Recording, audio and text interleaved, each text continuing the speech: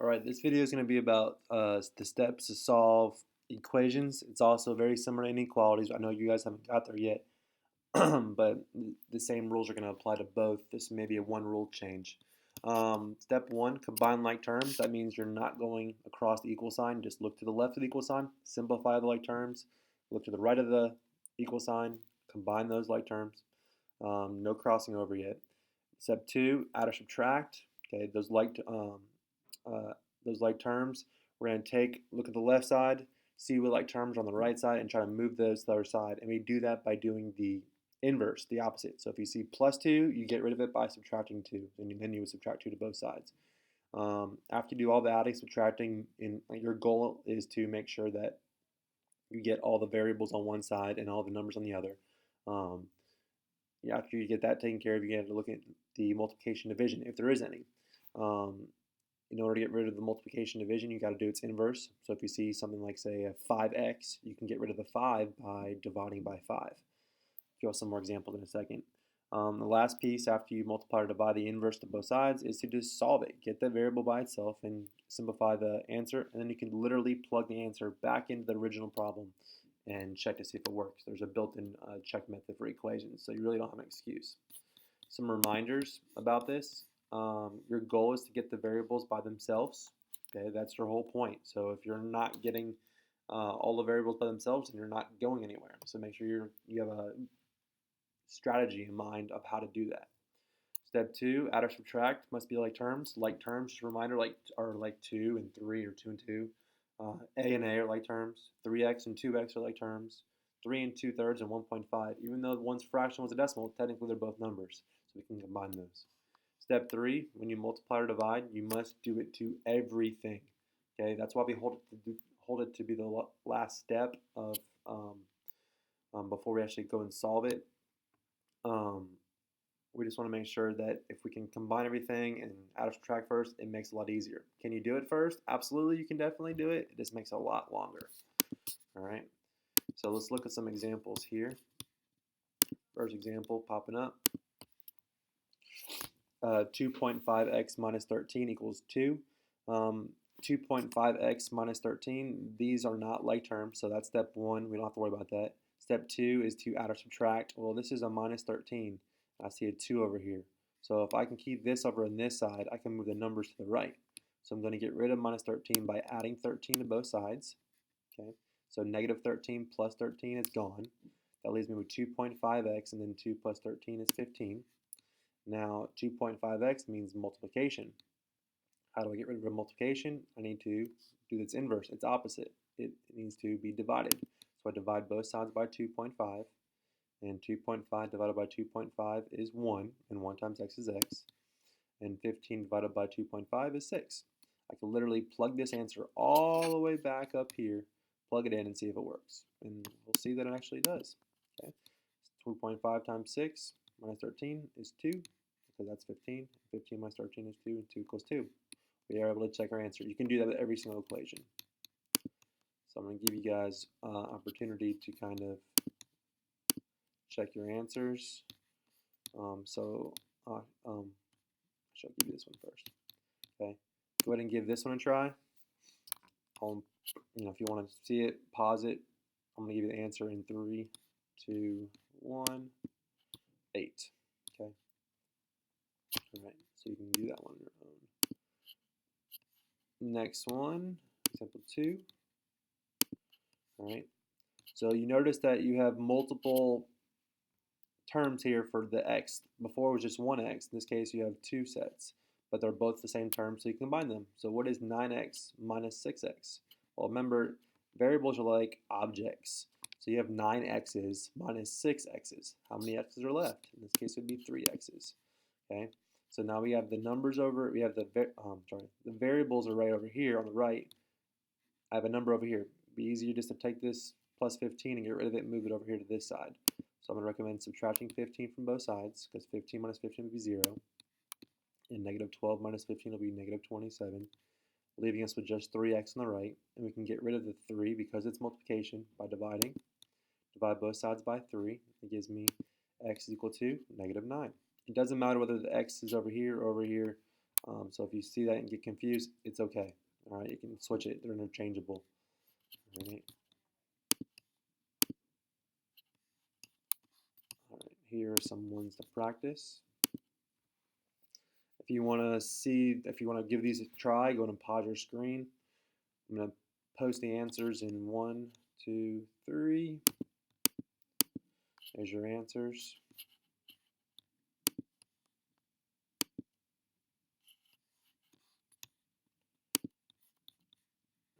Make this one bigger. Okay. This one here, okay, same idea. Step 1 is to combine like terms. Hopefully you see that this, when a number is next to a parentheses like this, you have to do the distributor property. So when you're going to do 2 times 1 and then 2 times x, technically it's 2 times negative x, and that's giving you negative 2x there. So let's go and do that first. Okay, 2 times 1, 2 times x. We're subtracting this, so 2 minus 2x plus 3 equals negative 8. I only have one variable over here, so my goal should be to get all the other numbers that are by themselves over here to the right.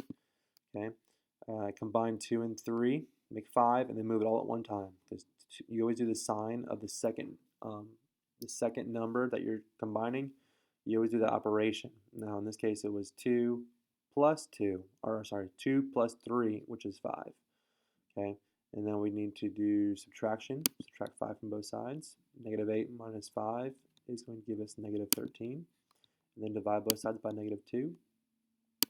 And a negative divided by negative is a positive, and that gives you 6.5.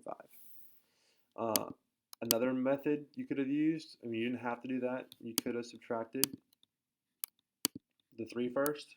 I said I recommend this one first, method 1. But you can subtract 3. The rule is, as long whatever you do one side, you do the other. As long as you follow those rules, and if you multiply or divide, you do it to everything, you'll get it right. So you can subtract 3 from both sides first. That'll give you negative 11 over here. Now, what operation technically is the distributive property? Technically, it is multiplication. Okay, so you could do the distributive property here if you want, or you can recognize that that means 2 multiplied by. Well, how to get rid of 2? That's multiplication. You need to divide. Opposite of multiplication is division. So we can go and do the operation. 2 divided by 2 is 1, so we can get rid of this. We're left with 1 minus x over here. Negative 11 divided by 2 is negative 5.5. Now we can subtract 1 from both sides, because that's a positive 1, so subtract 1, leaving you a negative x. Now, before you say we're done, you can't have a negative variable. It is not possible. The negative is not associated with the variable. There's actually an imaginary 1 there. Okay? Variables are never negative. So how do you get, so technically this says negative 1 times x. So how do you get rid of multiplication? Divide both sides by negative 1. So answer is x equals 6.5. Notice we get the same answer as up here. Okay, so whatever one you feel more comfortable is fine. I personally like to distribute and combine like term. That's my preference. All right, here are some more examples for you to try.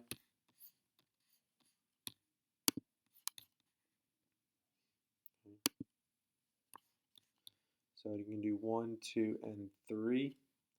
We'll do 4 and 5 in a second. Check 1, 2, and 3 real quick. 1, 2, 3. All right.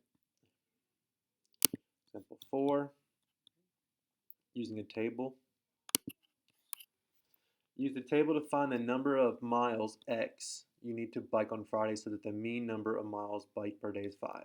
So if you know you bike this amount for Monday, Tuesday, Wednesday, Thursday, and Friday, or Friday you don't know, but you want your mean or average to be 5. Well, what do you know? We got to use our ribs that we talk about in class. Read the problem, we read it. Identify the facts. Well, the facts is we want an average of 5. Okay, that's the facts that they give us, and we want to find out what x is. Those are the facts. So that's R and I. B, the breakdown. Well, when I break down the problem, I break down what they gave me. X, I just know that's one more day.